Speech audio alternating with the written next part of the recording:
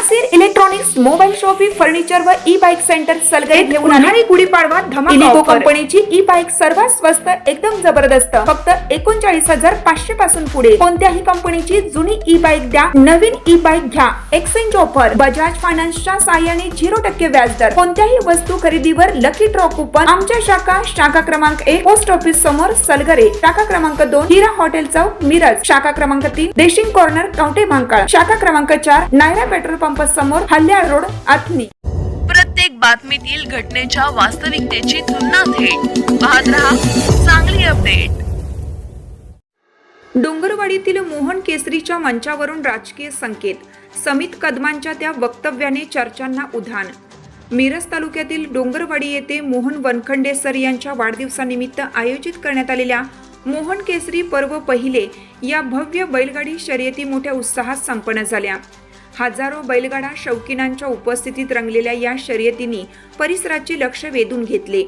मात्र शर्यतींच्या थरारापेक्षा कार्यक्रमादरम्यान झालेल्या काही राजकीय सूचक वक्तव्यांची सध्या अधिक चर्चा रंगताना दिसत आहे। या कार्यक्रमाला मंत्री शंभूराज देसाई आणि मंत्री उदय सामंत उपस्थित राहणार असल्याची चर्चा होती। मात्र पूर्वनियोजित व्यस्ततेमुळे त्यांना कार्यक्रमाला उपस्थित राहता आले नाही। त्यांच्या अनुपस्थितीत जनसुराज्य शक्ती पक्षाचे प्रदेशाध्यक्ष समित कदम यांनी कार्यक्रमाला हजेरी लावली। यावेळी बोलताना त्यांनी मोहन वनखंडे यांचा उल्लेख आमचे मार्गदर्शक आणि राजकीय गुरु असा केला। त्यांच्या या वक्तव्याने उपस्थितांच्या भुवया उंचावल्या। यापुढे बोलताना समित कदम यांनी आणखीन एक महत्त्वाचा उल्लेख केला।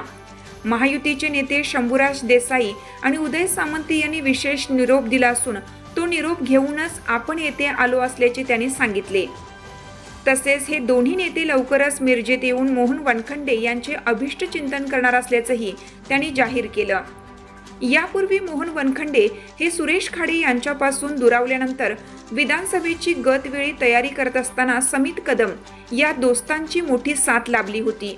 यानंतर मोहन वनखंडे यांच्या इतर राजकीय घडामोडीमुळे घडी विस्कटली व त्यांनी शिवसेनेमध्ये प्रवेश केला। आता पुन्हा एकदा समित कदम यांच्या या वक्तव्यानंतर राजकीय वर्तुळात विविध तर्कवितर्कांना सुरुवात झाली आहे। आगामी निवडणुकांच्या पार्श्वभूमीवर मोहन वनखंडे यांच्या वाढत्या राजकीय संपर्काचे हे संकेत आहेत का? महायुतीकडून काही नवे राजकीय समीकरण आकार घेत आहे का की हा केवळ वाढदिवसानिमित्त दिलेला सदिच्छा संदेश होता? याबाबत चर्चा रंगू लागल्या आहेत। डोंगरवाडीतील बैलगाडी शर्यतींचा मंच संपला असला तरी त्या मंचावरून दिलेल्या संदेशांचा राजकीय अर्थ शोधण्याचा प्रयत्न आता सुरू झाला आहे। आगामी काळात मिरजेच्या राजकारणात काही नवी घडामोड घडणार का याकडे राजकीय जाणकारांचे लक्ष लागून राहिलं आहे। आज या ठिकाणी या डोंगराळ भागामध्ये आज जी आपण या ठिकाणी बघतोय की बैलगाडी शौकीनांची गर्दी जी इतक्या लाखोच्या संख्येने उपस्थित आहे, आज निमित्तही तसा आहे। आमचे महायुतीचे नेते, माझे मार्गदर्शक गुरु, शिवसेना एकनाथ शिंदे गटाचे महानगर प्रमुख आणि एक असं धुरंधर नेतृत्व असणारे आदरणीय मोहन वनखंडे सर यांच्या 52व्या वाढदिवसानिमित्त आज या ठिकाणी 119 अशा बैलगाड्याने या असणाऱ्या शर्यतीमध्ये सहभाग घेतला। त्याचबरोबर बोंद्रे यांची त्या ठिकाणची हरिपूरची जी गाडी आहे तिनं प्रथम क्रमांक पटकावला आणि या सगळ्या बैलगाडी शौकीनांचे डोळ्याचे पारणे फेडले। एक अतिशय उत्साहानं मोहन वनखंडे सरांवरती प्रेम करणारी सर्व मंडळी या ठिकाणी आज उपस्थित होती।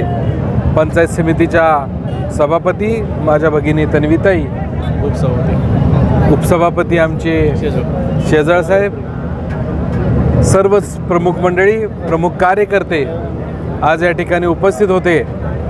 राज्याचे पर्यटन मंत्री आदरणीय शंभूराज देसाई साहेब यांनी आज कार्यक्रमाला यायसाठी मला सांगितलेलं की आपण दोघे एकत्रितपणे या कार्यक्रमाला उपस्थिती लावूया।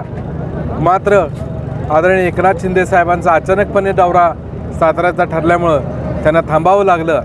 आज त्यांनी मला त्यांचा प्रतिनिधी म्हणून, महायुतीचा एक घटक पक्षाचा अध्यक्ष म्हणून या ठिकाणी आदरणीय वनखंडे सरांच्या या कार्यक्रमाला उपस्थित राहून त्यांना शुभेच्छा देऊन या असणाऱ्या या भव्य दिव्य बैलगाडीच्या स्पर्धांचा एक चांगल्या पद्धतीची हजेरी लावण्याचा आमच्या सगळ्यांच्या महायुतीच्या नेत्यांच्या वतीनं आज माझ्यावर जबाबदारी आज सगळ्या नेते मंडळींनी टाकली.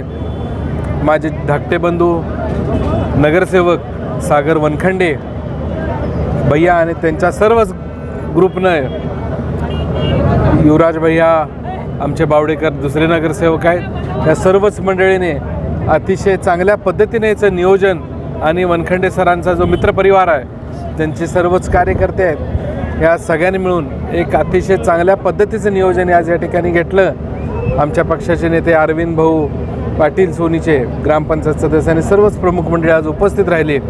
मी संयोजकांचं मनापासून अभिनंदन आणि आभार मानतो की इतक्या चांगल्या पद्धतीच्या स्पर्धा आज या ठिकाणी ठेवल्या. आणि या निमित्तानं मी महायुतीच्या वतीनं आदरणीय वनखंडे सर यांना दीर्घ आयुष्य, आरोग्यदायी आयुष्य लाभो अशा पद्धतीचा निरोप आदरणीय नामदार शंभूराज देसाई साहेबांनी मला दिला. तो आज आपल्या सगळ्यांच्या माध्यमातून मी सर्वसामान्यांकडे पाठवतो. उदयजी सामंत साहेबांनी आज त्यांचा विशेष निरोप आज माझ्याकडे दिला. या सर्वच मंडळींनी आज हा अभिनंदनाचा आणि शुभेच्छाचा निरोप हा वनखंडे सरांसाठी दिला. मात्र लवकरच ही दोघे मंडळी मिरजेमध्ये येऊन सरांना अभिष्टचिंतन करतील अशी ग्वाही माझ्याकडे दिल्यामुळं मी आज या भव्य दिव्य स्पर्धांना पुन्हा एकदा सर्वच मंडळींचं अभिनंदन करतो. आणि आज ह्या स्पर्धा अतिशय उत्साहात पार पडल्या. यामध्ये वनखंडे सरांवरचा प्रेम करणारा प्रत्येक एक सच्चा कार्यकर्ता आणि त्यांचे असणारे ही सगळी मित्रमंडळी या सगळ्यांनी मिळून केलं. आम्ही त्यातले सर्वजण सरांचे चाहते मंडळी आहोत.